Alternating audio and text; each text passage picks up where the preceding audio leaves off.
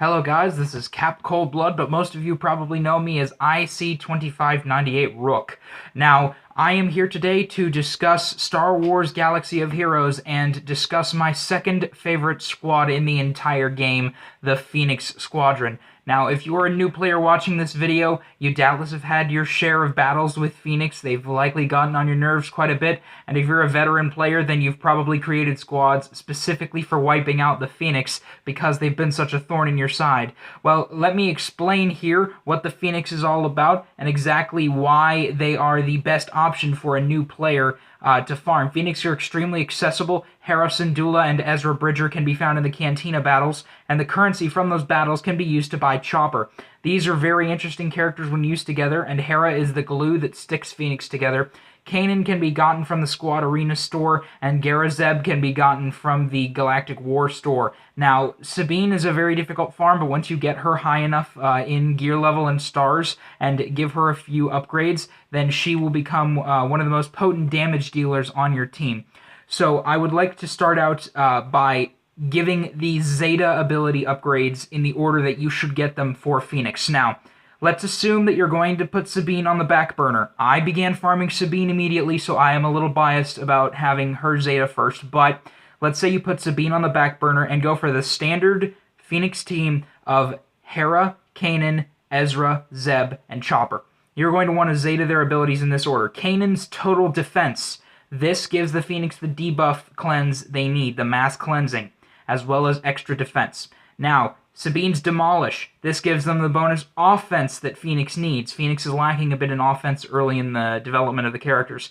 Then, Hera's Play to Strengths. This really becomes an important ability once you start getting higher up in Arena. You can Zeta Staggering Bash from Zeb or Zeta Flourish from Ezra optionally. Really, it is up to you, but these three, Total Defense, Demolish, and Play to Strengths, are ones you have to Zeta ASAP, because these fill in the holes that make Phoenix, a little bit weak. There's always one way to defeat them, and if they lack any of these Zetas, then a experienced player can notice that you don't have them and completely wipe you out. Grand Moff Tarkin especially can just shut down Phoenix. So let's start with the in-depth character review one by one, all 6 of the characters. Let's start with the most important part of the squad, Hera Syndulla, the leader. Her basic ability, called Outwit, deals physical damage to a target enemy. If that enemy was the healthiest enemy, also expose them for 1 turn. Now, when you're fighting in a battle and you're doing damage, you're going to want to watch very carefully. Right underneath the buffs listed for the enemy, it will sometimes flash with red letters, healthiest. That will give you a little tip that that character will be affected by this expose. Now, this expose can be resisted, but this gives Hera that little bit of extra punch that she needs. She doesn't really do that much damage herself, so having this expose is really useful, especially if you're facing down an enemy tank that is taunting and has way more health than the currently wounded allies. This helps beat down their health and protection quite a bit, and synergizes well with another character that we'll cover later.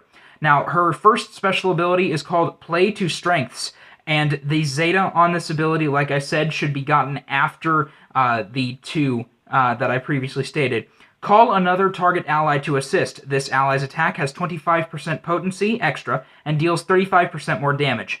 The Zeta for this ability increases the potency percentage to 50%. You dispel all debuffs on the target ally, and if the target ally is a Phoenix, reduce their cooldowns by 1 and grant them 50% turn meter. This will save a character that is in dire distress, or it will extremely boost up a character like Zeb. I can see this mostly being used on either Zeb or Ezra, not really on Kanan or Chopper that much. Now, her second special ability is called Backup Plan, and this is one of the coolest abilities in the game because it's a revive ability and it can't be resisted. Target other ally gains the Backup Plan buff for 3 turns, and the Backup Plan buff, you recover 10% health per turn, you revive at 80% health and 30% turn meter when defeated. Can't be prevented or dispelled. For 3 turns, you have an 80% health and 30% turn meter revive button. It cannot be prevented. This punches through buff immunity, this punches through fracture, this punches through any single thing you can think of.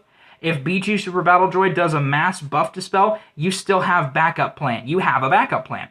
And it really is a wonderful, wonderful buff to have, especially if one of your tanks, or just one of your characters in general, is about to go down, and you see with the enemy's turn meter and your own health, you're not going to last another round. Hit backup plan on one of your characters, make sure that they can get back into the fight. Now, her leader ability is what really makes Phoenix incredible and, to a lot of you, incredibly annoying. Each active Phoenix ally grants their unique ability to other Phoenix allies. In addition, whenever a Phoenix ally uses a special ability, they gain 20% turn meter if Hera is active.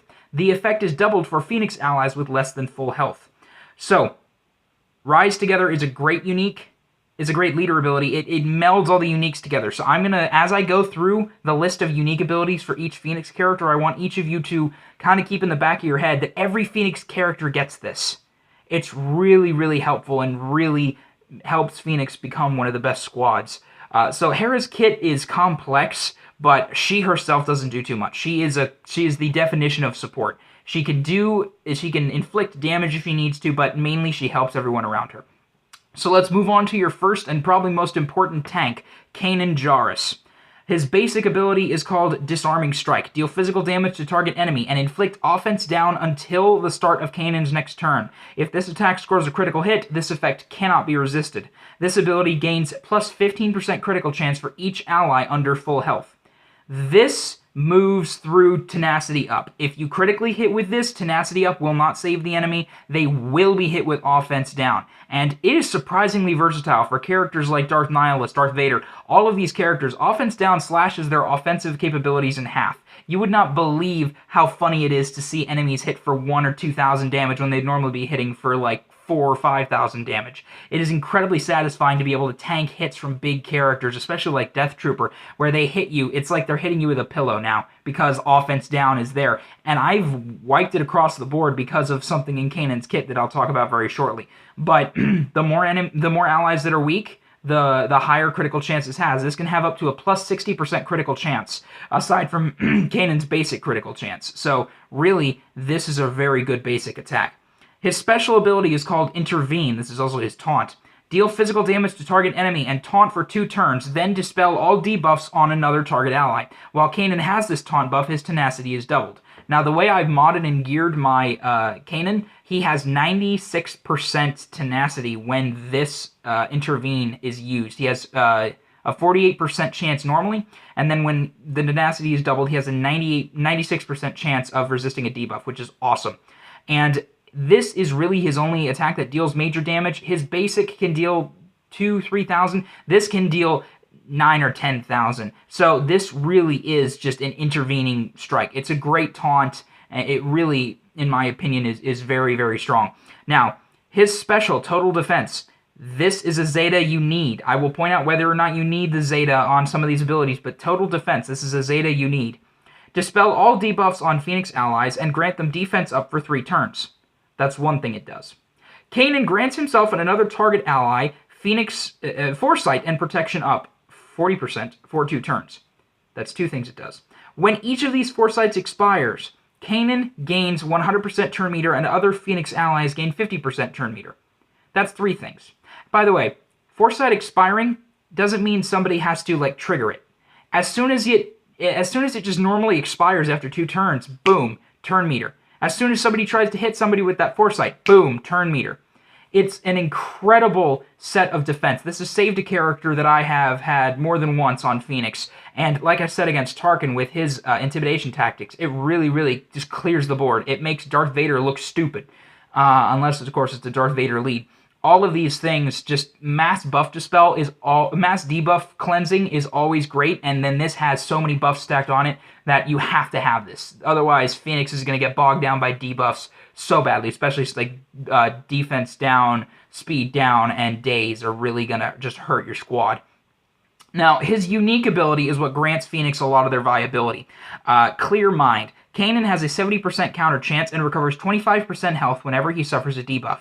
So let's say Tarkin uses intimidation tactics. Rebels cannot resist offense down and critical chance down, but because you can't resist it, he's giving each of your characters plus 50% health. And all of these different things. Vader is completely restoring your squad's health. If all 4 debuffs stick, the speed down and the 3 damage over times, he's giving you guys health for free, assuming your protection can take the blast. You know, it grants you so much, and it really shuts down Empire to a certain extent. Now, if they inflict healing immunity on you, obviously you're not going to get this back. Healing immunity and shock that Palpatine and Dooku can inflict really shut down Phoenix because they don't get this bonus health. This is their only way of healing themselves beyond, passive amounts. So this is their primary source of healing, so if you can shut this down, Phoenix is going to have a lot harder of a time. Now let's move on to Zeb Aurelius. His kit is pretty complex, but then again, it's really easy to get a hold of. So his basic ability is called Bash. Deal physical damage to target enemy and daze them for 2 turns. Very good debuff to have. If that enemy was already dazed, staggered, or exposed, they are stunned for 1 turn instead. This attack deals 30% more damage to debuffed enemies. The stunning on the staggering, exposed, or daze is really, really useful, especially when used with Hera's play to strengths. The potency you get means that the daze is almost irresistible, and it also allows you to double tap with Bash. Let's say you don't want somebody going next turn. If Hera has play to strength Zeta and Zeb is almost ready to go, then you can call him to assist, daze the person with high potency, and then whack them again with Bash when it's Zeb's turn and stun them completely. This also works later with Ezra, as we'll discuss. Now, Staggering Sweep is his first special attack. Now, I don't have the Zeta on this, but I've seen what the Zeta can do. He hits like a truck. And that analogy fits perfectly because Zeb is the size of a truck compared to most characters in the Star Wars universe. Deal physical damage to target enemy and stagger them for 1 turn. Okay. Zeb gains 10% turn meter for each active Phoenix ally. Okay. If the target has no debuffs, this attack can't be resisted, deals double damage, and deal bonus damage equal to 20% of the enemy's max health. That's a lot of damage. If the target has any buffs, ignore their armor. And if the target has any debuffs, this attack has plus 50% critical damage. This attack cannot be evaded. So let's say somebody has defense up for some reason. They get staggered. They cannot resist this attack. They cannot resist the effect. They cannot evade the attack. They get double damage dealt to them plus 20% of their max health. And their armor is ignored. This is a massively hitting attack. This is like CLS's Use the Force attack. This is massive damage with massive consequences. It's that bad. Before Palpatine's rework, this could smash Palpatine into the ground. This just wasted Palpatine. And then, of course, if they do have any debuffs, the 50% critical damage extra is very nice to have. Just, 20,000, over 20,000 damage on a special. And this just is not fair. This attack isn't fair, especially with cooldown reductions that Phoenix have. His second special ability is called Honor Guard. This is purely defensive and a passive ability. Zeb and target ally gain protection up 50% for 2 turns. They both gain tenacity up for 2 turns if they have no debuffs, and retribution for 2 turns if they do. Retribution is a nice thing to have. Usually you want to stick this on Kanan because he's taunting. This is like, this is to help Kanan, stay alive during taunt, or at least hold the line while taunting. And tenacity up is a great thing to have, even if your Kanan has tons of tenacity like mine when he's taunting. Also, Honor Guard can be used on any character that's really weak. This is like kind of a last gasp ability you use to save them, or to hopefully to just buff them up real quick. Now, his unique ability is what grants one of the coolest things in the game and one of the rarest, Protection Regeneration. Zeb has bonus max protection equal to plus 40% of his max health. So 40% of his health pool is translated into bonus protection. That's awesome. And he recovers 15% protection at the start of his turn. This recovery is doubled if Zeb is debuffed. Now, I want to say something real quick. Healing immunity does not affect protection regeneration. So, even if your character has healing immunity, and let's say they do have healing immunity, they recover 30% protection at the start of each turn. And if we take into account Ezra's kit, that some of you that know what I'm talking about before I get there, he can get 60% protection, quickly, very quickly. And even if they don't, over assault battles and galactic war, they will constantly regenerate protection because they're getting so much turn meter, and all the turn meter gains from the other characters really help this protection regen, and this really helps Phoenix's survivability. That's always been a problem with them. They're not very survivable early on, but with this constant regeneration and turn meter, it really helps make sure that they stay in the fight. So let's move on to Chopper. Now, I'm going to be completely honest, I didn't get Chopper until less than a week ago. I have fallen in love with the character and the way his kit works. It is an amazing addition to the Phoenix Squad, and I'm so sorry that I didn't get him earlier. All of those of you who told me that Chopper's better than Sabine, I was wrong. I'm sorry. Sabine is good, but Chopper is amazing. He is a support class, by the way. Don't let his health and protection fool you. His basic attack is called Reckless Fling, and it's one of the coolest basics I've ever seen. Deal physical damage to target enemy and grant a random Phoenix or Droid ally offense up, defense up, or speed up at random for 2 turns with a 60% chance to also reduce that ally's cooldowns by 1. The cooldown reduction grants you a whole new stage of viability. It could happen to anyone at any time, meaning that your strategy is always shifting. You just use Staggering Sweep for Zeb, and then Chopper used his basic. Oh, well, suddenly there's 1 less turn required for you to wait to use Staggering Sweep. This changes everything. Oh, Ezra just used Flourish? Well, Chopper assisted, so he can use it immediately again, and it creates, a myriad of possibilities, and it's really great for the early game because it's a reckless fling. You don't know what's going to happen. You have a chance of reduction, and all these buffs, speed up, offense up, and defense up, are great. They really complement the whole Phoenix squad. So his special and his 2 specials are pretty basic. They do what they need to do. His first one is called Cantankerous Clanker. Love the name of this one. Chopper gains taunt for 1 turn. While he has this taunt buff, Chopper has plus 30% evasion. Now this is meant to be kind of like a, I use this ability primarily as, a go-between. When Kanan is not able to taunt, or when I just need to absorb some damage real quick, and the evasion is really annoying for the enemy because it just keeps missing and missing and missing, because 30% chance to dodge is really, really nice. And it only lasts for 1 turn, so it's really like it's like putting a Band-Aid on before fixing the bone. Your bandage on. You're just stopping the flow of blood before you can actually do some real stuff. His second special is called Metal Menace. Dispel all buffs on target enemy. Very good. For each buff dispelled this way, all enemies lose 10% turn meter, and Chopper gains 25% protection. Droid targets are also stunned for 1 turn, which can't be evaded. Now, most of the time you're not going to be facing droids, so I won't talk about the stun, but it is very useful in the hard battles on light side. But the 10% turn meter removal, let's take it to the most extreme situation and say somebody gets Illuminated Destiny. I think they have 5 or 6 buffs. Let's say you dispel on 1 character, 60% turn meter gone and full protection for Chopper. That's great. Or even if they have just 1 or 2 buffs. Let's say you're hitting a Vader who got offense up or health steal up from Palpatine. Or, any set of buffs. It instantly kills all of those, which really helps if the enemy is focused on buffing 1 character like Savage Opress. And then, of course, Chopper just gains protection and they lose turn meter. It's a great, really interesting special. I don't use it that often because it's very situational. Now, his unique ability, Maintenance Protocols. At the start of his turn, Chopper recovers plus 15% of his max health. In addition, whenever he's damaged by an attack, this is after the damage is applied, he gains Protection Up, 15%, if he doesn't have Protection Up.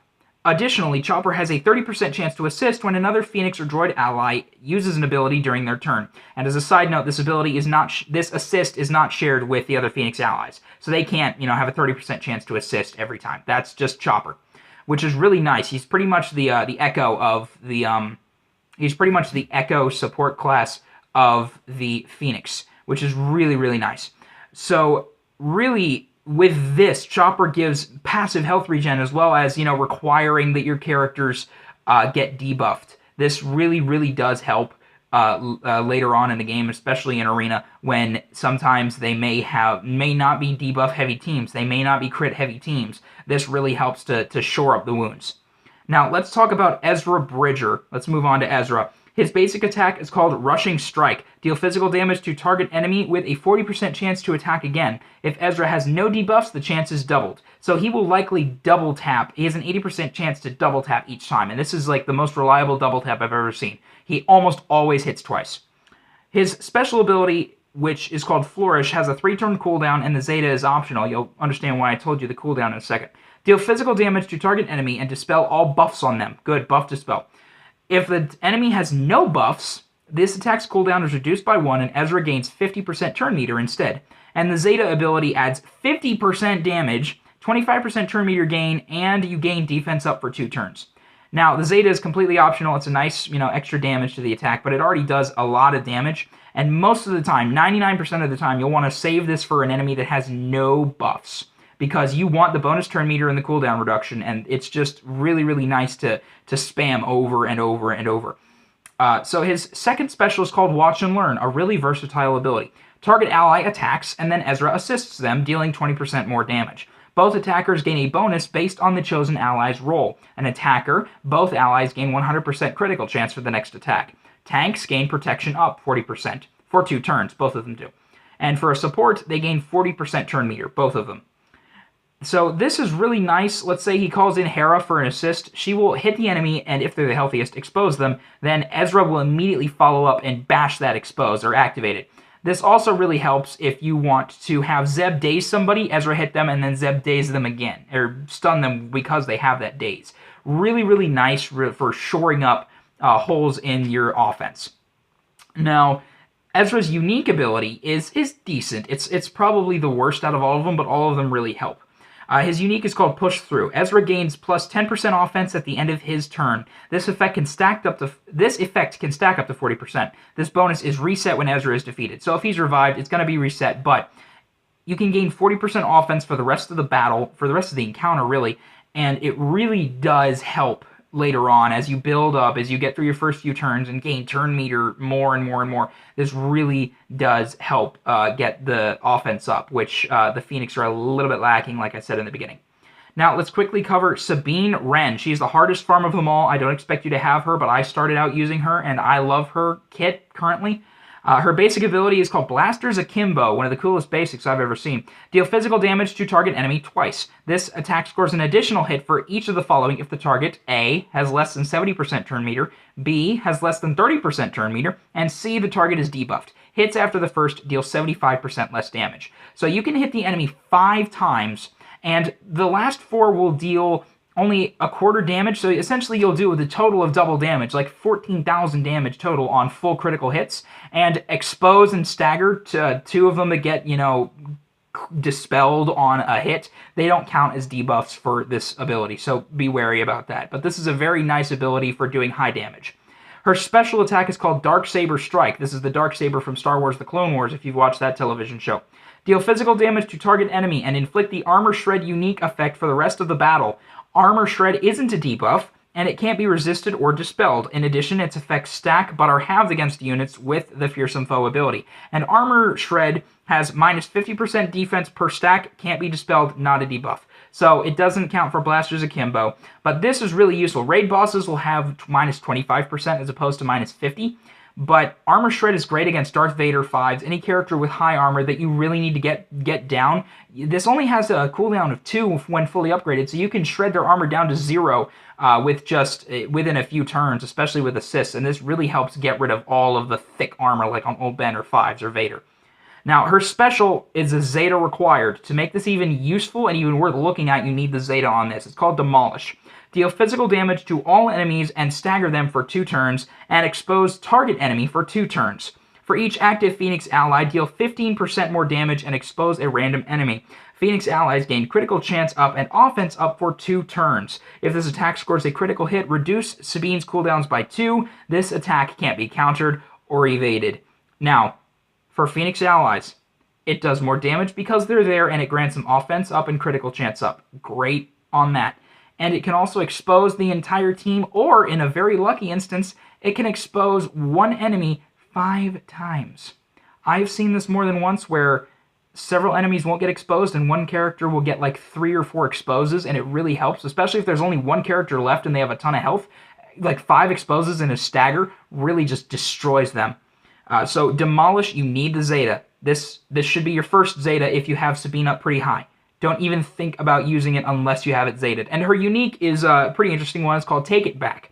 Sabine has plus 25% critical chance and plus 25% critical damage. It's nice. It helps out the Phoenix a lot with their offense, which they have, like I keep saying, have a problem early on.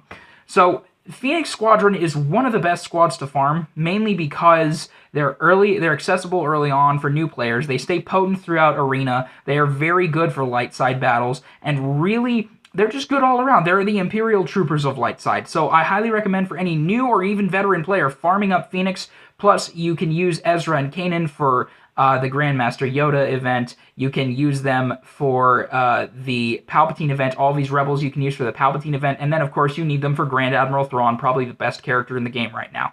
So, thank you guys all very much for watching. I hope you have been inspired to farm the Phoenix Squad, and I will talk to you guys in the next episode.